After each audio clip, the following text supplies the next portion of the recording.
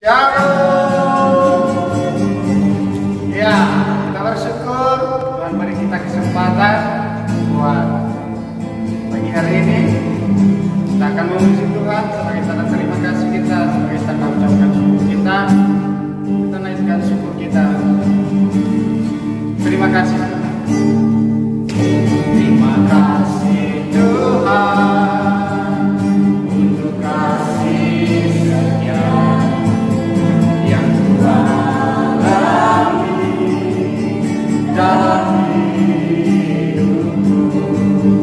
Terima kasih Yesus untuk kebaikan-Mu sepanjang hidupku. Sekali lagi.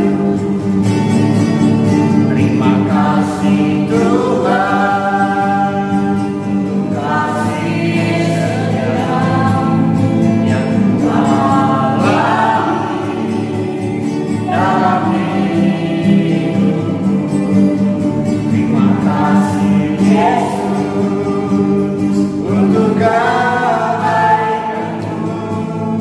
sepanjang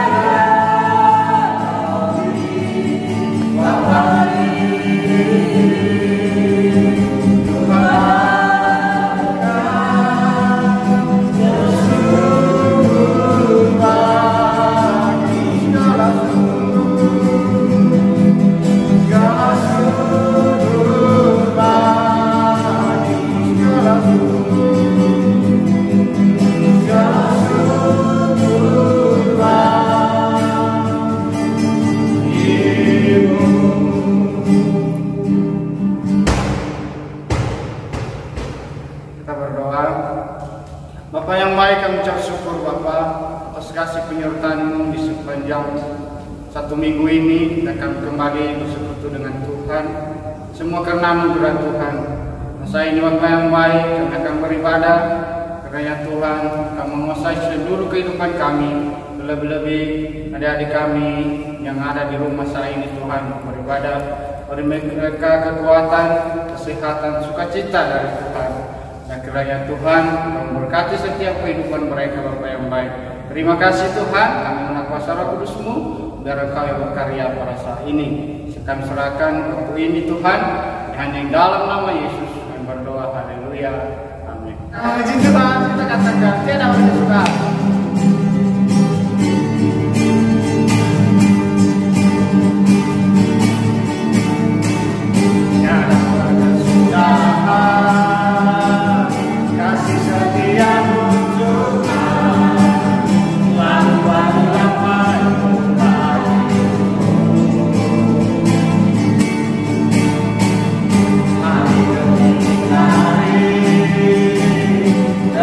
Terima kasih.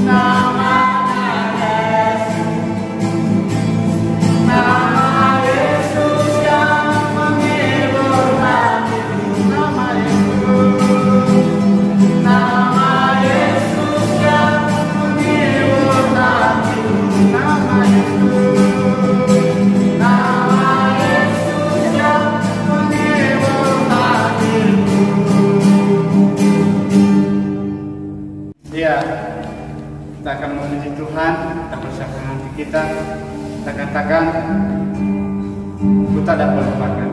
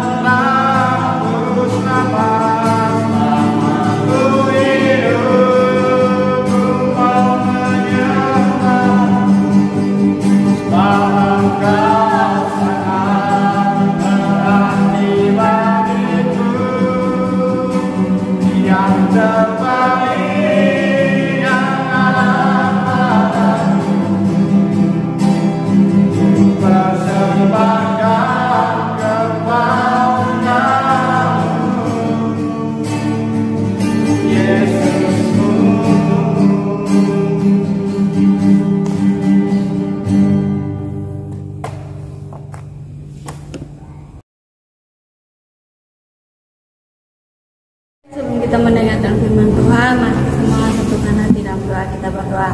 Bapa kami yang di surga, terima kasih Tuhan. Kami bersyukur buat hari ini yang Kau baik dalam kehidupan kami Tuhan. Bapa, tiba saatnya Tuhan yang mendengarkan firman-Mu, tapi Tuhan hadir bersama-sama dengan kami. Biarlah setiap firman yang disampaikan oleh kakak Tuhan boleh menjadi berkat bagi kehidupan kami Tuhan. Terima kasih banyak Tuhan Yesus yang baik. Di dalam nama Tuhan kami berdoa dan mengucap syukur. Haleluya. Amin.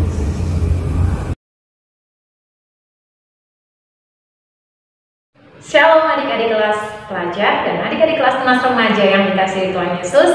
Selamat pagi, selamat menikmati berkat Tuhan pagi hari ini. Tadi kita sama-sama sudah memuji dan mempermuliakan nama Tuhan Allah. Nah, tiba saatnya kita mau merenungkan kebenaran firman Tuhan yang memberikan kita kekuatan dan memimpin kita untuk masuk ke dalam kehendak dan rencana Allah yang besar bagi setiap kita. Nah, adik-adik kelas tunas remaja dan adik-adik kelas pelajar, firman Tuhan kita hari ini terambil dalam kitab Kejadian pasal yang ketiga, ayat yang pertama sampai ayatnya yang ke-8. Kalau sudah temukan ayatnya, kita mau baca ayat ini ya. 1, 2, 3. Manusia jatuh ke dalam dosa. Adapun ular ialah yang paling cerdik dari segala binatang di darat yang dijadikan oleh Tuhan Allah. Ular itu berkata kepada perempuan itu, tentulah Allah berfirman, semua pohon dalam taman ini jangan kamu makan buahnya, bukan? Lalu sahut perempuan itu kepada ular itu, buah pohon-pohon dalam taman ini boleh kami makan, tetapi tentang buah pohon yang ada di tengah-tengah taman, Allah berfirman, jangan kamu makan ataupun meraba buah itu, nanti kamu mati. Tetapi ular itu berkata kepada perempuan itu, sekali-kali kamu tidak akan mati. Tetapi Allah mengetahui bahwa pada waktu kamu memakannya, matamu akan terbuka dan kamu akan menjadi seperti Allah, tahu tentang yang baik dan yang jahat. Perempuan itu melihat bahwa buah pohon itu baik untuk dimakan dan sedap kelihatannya. Lagi pula, pohon itu menarik hati karena memberi pengertian. Lalu ia mengambil dari buahnya dan dimakannya dan diberikannya juga kepada suaminya yang bersama-sama dengan dia, dan suaminya pun memakannya. Maka terbukalah mata mereka berdua dan mereka tahu bahwa mereka telanjang. Lalu mereka menyemat daun pohon ara dan membuat cawat. Ketika mereka mendengar bunyi langkah Tuhan Allah yang berjalan-jalan dalam taman itu pada waktu hari sejuk, bersembunyilah manusia itu dan istrinya itu terhadap Tuhan Allah di antara pohon-pohon dalam taman. Amin buat kebenaran firman Tuhan kita pada pagi hari ini. Nah, adik-adik kelas remaja dan adik-adik kelas pelajar yang dikasihi Tuhan, firman Tuhan hari ini kita mempelajari tentang satu kisah di dalam kitab Kejadian, yaitu awal mulanya manusia jatuh ke dalam dosa. Nah, adik-adik, kalau tadi kita sudah baca, ketika Hawa sedang berjalan-jalan di taman, datanglah iblis yang menyerupai ular lalu menggoda Hawa. Iblis mengatakan bahwa katanya aku dengar-dengar kalian gak boleh makan apapun di taman ini. Lalu Hawa menjawab, tidak, semuanya boleh kami makan. Dan ketika mereka berbicara tentang apa yang harus dimakan dan tidak dimakan, ular mulai menggoda Hawa untuk memakan buah pohon pengetahuan tentang yang baik dan yang jahat. Lalu karena Hawa tergoda, Hawa ikut perintah ular ini dan ia memakannya. Ia bahkan memberikan juga kepada Adam.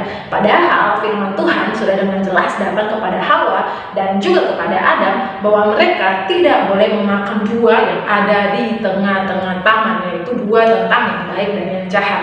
Mereka harus taat pada larangan dan perintah yang Allah berikan kepada mereka. Namun karena tergoda oleh godaan iblis, mereka lebih mendengarkan godaan yang diberikan iblis bagi mereka dan akhirnya mereka jatuh ke dalam dosa. Nah, adik-adik kelas remaja dan adik-adik kelas pelajar, dari kisah firman Tuhan ini kita belajar hal-hal yang sangat penting dalam kehidupan kita sebagai anak-anak Tuhan. Dosa terkadang datang bukan dengan cara mengancam, tapi dosa itu datang dengan pelan-pelan. Iblis menggoda kita bukan dengan memaksa kita melakukan sesuatu, namun dengan rayuan-rayuan yang manis. Misalnya kayak seperti kamu di rumah, ketika kamu melihat uang orang tuamu ada di dompet, lalu kamu mulai dirayu oleh iblis seperti ini. Ambil aja, kan uang mama uang kamu juga.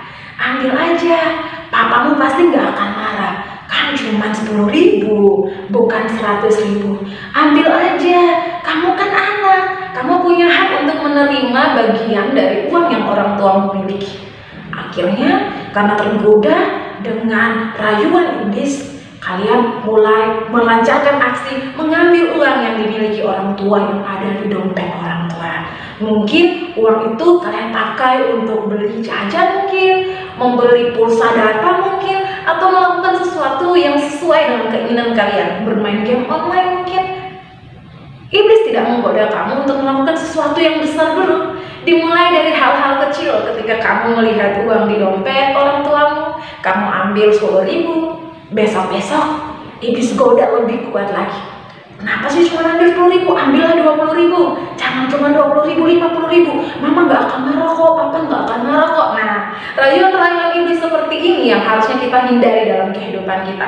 Jangan pernah kamu melakukan dosa karena tergiur oleh keinginan-keinginan yang diberikan oleh iblis dalam hatimu.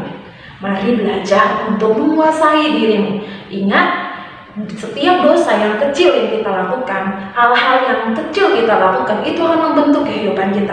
Hari ini kamu bisa mencuri 10.000. Mungkin ketika kamu mengambil, kamu merasa ketakutan awalnya. Tapi karena sudah terbiasa kamu melakukannya, lama-lama kamu bisa jadi orang yang sangat pandai dalam mencuri. Nah, ini akan merusak kehidupan dan masa depanmu. Bahkan dosa-dosa seperti ini yang akan membuat kamu jauh dari kasih Tuhan. Karena firman Tuhan mengatakan yang menjadi pemisah antara manusia dan Tuhan adalah dosa. Kita sudah belajar ketika Adam dan Hawa jatuh dalam dosa, mereka menerima hukuman yang sampai saat ini juga diterima oleh setiap kita. Konsekuensi konsekuensi dari dosa. Nah, konsekuensi dari dosa ini adalah hal-hal yang kita terima ketika kita melakukan suatu pelanggaran dalam kehidupan kita. Ketika kamu melanggar setiap aturan yang diberikan di rumah, pasti ada hukumannya ya. Nah, begitu juga dengan dosa. Ketika Adam dan Hawa melanggar aturan yang diberikan Tuhan di Taman Eden, akhirnya mereka terusir keluar dari Taman Eden. Dan mereka harus jauh dari hadapan Tuhan. Mereka harus mengalami kesusahan. Padahal Tuhan sudah menyiapkan segala yang baik di taman itu untuk dipakai oleh mereka, digunakan oleh mereka.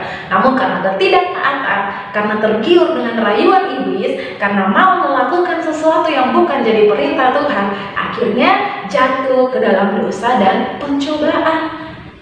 Dan firman Tuhan mengatakan bahwa kalau kamu makan, kamu akan mati. Nah, bukan hanya mati secara fisik, tetapi yang lebih berat adalah ketika mati secara rohani.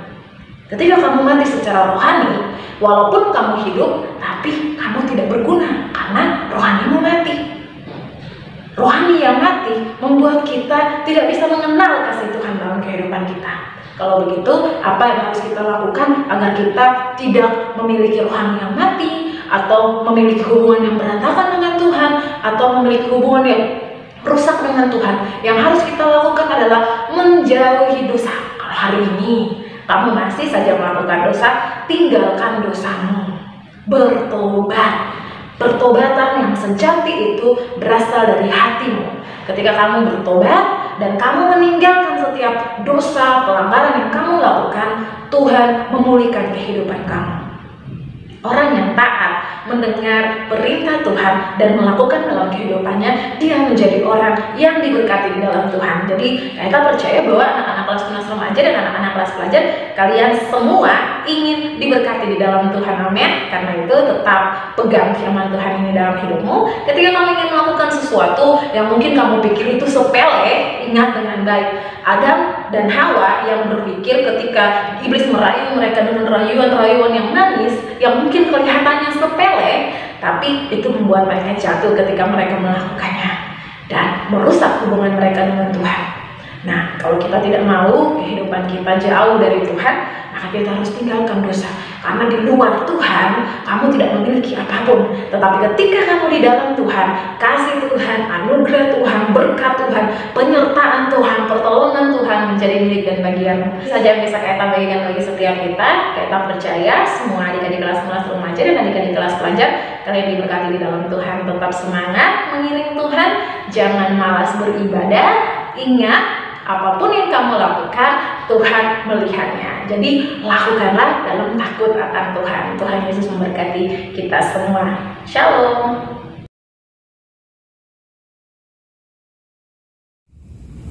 Kita akan ucapkan doa Bapa kami. 1, 2, 3. Bapa kami yang di surga, kuduskanlah namamu, datanglah kerajaanmu, jadilah kehendakmu di bumi seperti di surga. Berikanlah kami pada hari ini makanan kami yang secukupnya, dan ampunilah kami akan kesalahan kami, seperti kami juga mengampuni orang yang bersalah kepada kami. Dan jangan membawa kami ke dalam pencobaan, tetapi lepaskan kami daripada yang jahat. Karena Engkau yang punya kerajaan, kuasa, kemuliaan sampai selama-lamanya. Amin.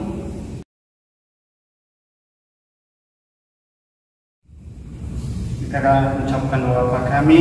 1, 2, 3. Bapa kami yang di surga, kuduskanlah namamu, datanglah kerajaanmu, jadilah kehendakmu di bumi seperti di surga. Berikanlah kami pada hari ini makanan kami yang secukupnya, dan ampunilah kami akan kesalahan kami, seperti kami juga mengampuni orang yang bersalah kepada kami. Dan jangan membawa kami ke dalam pencobaan, tetapi lepaskan kami daripada yang jahat. Karena Engkau yang punya kerajaan, kuasa, kemuliaan sampai selama-lamanya. Amin. Puji Tuhan, bila kita sudah selesai khususnya untuk tunas remaja dan pelajar. Dan jangan lupa kita akan ketemu dengan video-video berikutnya. Dan tetap semangat, tetap jaga kesehatan. Dan Yesus memberkati. Haleluya.